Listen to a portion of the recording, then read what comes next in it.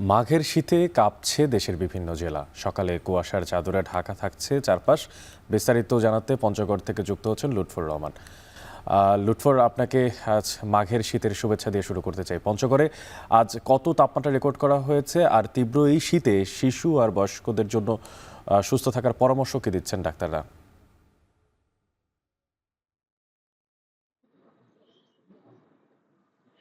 অনেক আজ সকালে পঞ্চগড়ে যে সর্বনিম্ন তাপমাত্রা সেটি মাপা হয়েছে 10.2 ডিগ্রি সেলসিয়াস এবং সকাল 9টায় কিন্তু আসলে তাপমাত্রা রেকর্ড করা হয়ে থাকে এবং সকাল 9টার পরে আমরা পরবর্তী যে তাপমাত্রা সেটি নিশ্চয়ই জানাতে পারবো। তবে তাপমাত্রা কিন্তু গতকালের চেয়ে 2 ডিগ্রি সেলসিয়াস কমে গেছে। গতকাল পঞ্চগড়ের যে সর্বনিম্ন তাপমাত্রা সেটি রেকর্ড করা হয়েছিল 12 ডিগ্রি সেলসিয়াস।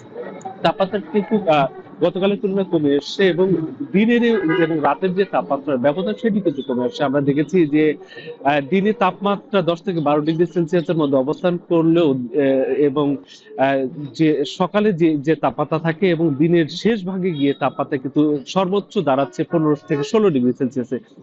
তাপমাত্রার ব্যবধান কিন্তু কমে আসছে, সেই সাথে কনকনে এবং হাড় কাঁপা শীত অনুভূত হচ্ছে। কখনো ঘন কুয়াশা থাকছে, কখনো হালকা কুয়াশা। এবং আজ গত 2 দিনের যে চিত্র সেটি যদি বলি, গত 2 দিনে কিন্তু প্রান্তিক এই জেলার মানুষরা কিন্তু সূর্যের মুখ দেখতে পায়নি এবং আহ, সন্ধ্যা থেকে সকাল এবং দিনের বেশিরভাগ সময় কিন্তু কুয়াশাচ্ছন্ন থাকছে এবং গুড়ি গুড়ি বৃষ্টির মতো কুয়াশা পড়ছে। এবং এই শীতের তীব্রতা পারে পঞ্চগড়ের যারা খেটে খাওয়া মানুষ রয়েছে, নিম্ন আয়ের মানুষ, তারা কিন্তু দুর্ভোগে পড়েছেন। বিশেষ করে দৈনিক আয় নির্ভর যেসব মানুষ রয়েছেন, মজুর ভিত্তিক করেন, এই শ্রেণীর মানুষের কষ্ট সবচেয়ে বেশি।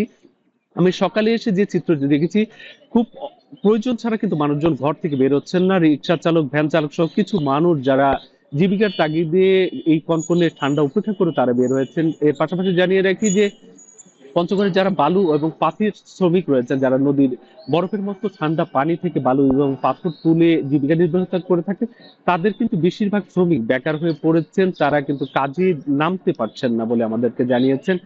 আর পঞ্চগড়ের যারা অসহায় নিম্ন আয়ের মানুষ রয়েছেন, দরিদ্র মানুষ রয়েছেন, তারা কিন্তু প্রয়োজনীয় সংখ্যক শীত বস্ত্রের অভাবে কষ্টের রাত পার করছেন। আর এই শীত বাড়লে পঞ্চগড়ের আরেকটি যে দুর্ভোগ বাড়ে সেটি হলো যে শীতজনিত রোগে আক্রান্ত হয়ে রোগীর সংখ্যা কিন্তু হাসপাতালগুলোতে বাড়ে। এবং পঞ্চগড়ের হাসপাতালের যে চিত্র সেটি কিন্তু করুণ চিত্র। যে পঞ্চগড়ের 100 শয্যার আধুনিক সদর হাসপাতালের কথা যদি বলি, এই হাসপাতালটিতে চিকিৎসকের 37 জন চিকিৎসকের পদ রয়েছে, তার মধ্যে কর্মরত রয়েছে মাত্র 11 জন।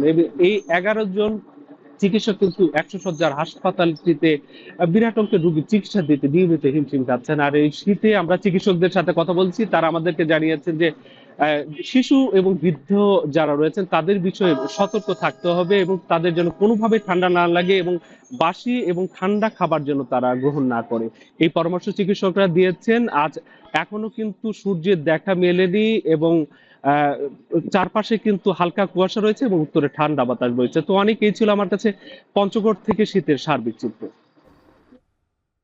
পঞ্চগড় থেকে সহকর্মী লুৎফর রহমান জানাচ্ছিলেন মাঘ মাসের এই মধ্যবর্তী সময়ে শীতের সবশেষ খবরাখবর। একটু মেহেরপুরে মুন্নার কাছে যেতে চাই। মুন্না, দেখতে পাচ্ছি আপনার আশেপাশে অনেক খেটে খাওয়া মানুষ। জানতে চাই, এই যে খেটে খাওয়া মানুষ, তাদের যে কর্মব্যস্ততা এখন সেটি নাই।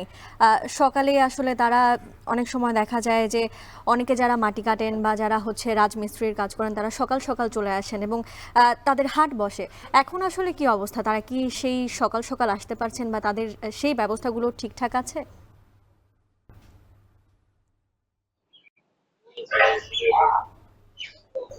বন্যা, মেহেরপুর কিন্তু প্রচন্ড শীতের জেলা হিসেবে পরিচিত এবং এই যে পৌষ এবং মাঘ, এই 2 মাস জুড়েই কিন্তু মেহেরপুরের শীতের প্রচন্ড দাপট থাকে, যার ফলে শুধু শ্রমজীবী না, মেহেরপুরের সর্বস্তরের জনগণই কিন্তু বিভিন্ন ধরনের দুর্ভোগের মধ্যে দিয়ে যায়। বিশেষ করে যারা শ্রমজীবী, এরা কিন্তু ঠিক মতো কাজ করতে পারে না। আমি দাঁড়িয়ে আছি মেহেরপুর হোটেল বাজার মোড়ে, এইটাকে কিন্তু মেহেরপুরের শ্রমিকদের হাট বলা হয় এবং 12 মাসই কিন্তু এই হাটে ভোর 5টা থেকে শুরু করে 7টা 8টা পর্যন্ত শ্রম বেচা কিনা হয়। এটা আমরা কিন্তু বছরের পর বছর ধরে দেখে আসছি। কিন্তু এই যে শীত এলে আহ, শ্রমিকদের সংখ্যা কিন্তু অনেকটাই কমে যায়, কারণ অতিরিক্ত শীতের কারণে দূর দূরান্ত থেকে কিন্তু অনেকেই ঠিক মতো এখানে আসতে পারে না, কারণ এর পাশাপাশি যেদিন আপনার ঘন কুয়াশা থাকে সেই দিন কিন্তু আরোই বেশি বিপাকে পড়ে যায়। আমি যদি আজকের কথা বলি, আজ মেহেরপুরে সকাল 6টার সময় সর্বনিম্ন তাপমাত্রা রেকর্ড করা হয়েছে 12.7 ডিগ্রি সেলসিয়াস, যেটি গতকালকে চাইতেও কিন্তু কিছুটা কম, যার ফলে মানুষ কিন্তু এক ধরনের বিপাকের মধ্যে পড়ে গেছে। আমি এখানকার কয়েকজন শ্রমিকের সাথে কথা বলেছি, তারা আমাকে জানিয়েছেন যেহেতু অতিরিক্ত শীতের কারণে যারা কাজ দিবে এরা কিন্তু আসছে না, শীতে অনেকেই ঘুম থেকে ওঠে না, যার ফলে তারা কিন্তু কাজ নিয়ে এক ধরনের শঙ্কায় থাকে। অনেকেই ভোর 5টা থেকে এসে 7টা 8টা 8:30 পর্যন্ত আসার পরেও কিন্তু কাজ পায় না, তাই বাধ্য হয়ে খালি হাতে বাড়ি ফিরে যেতে হয়। বর্ণা, এই ছিল আমার কাছে শীতে শ্রমজীবীদের সর্বশেষ পরিস্থিতি। মেহেরপুর থেকে যুক্ত ছিলেন সহকর্মী মুন্না।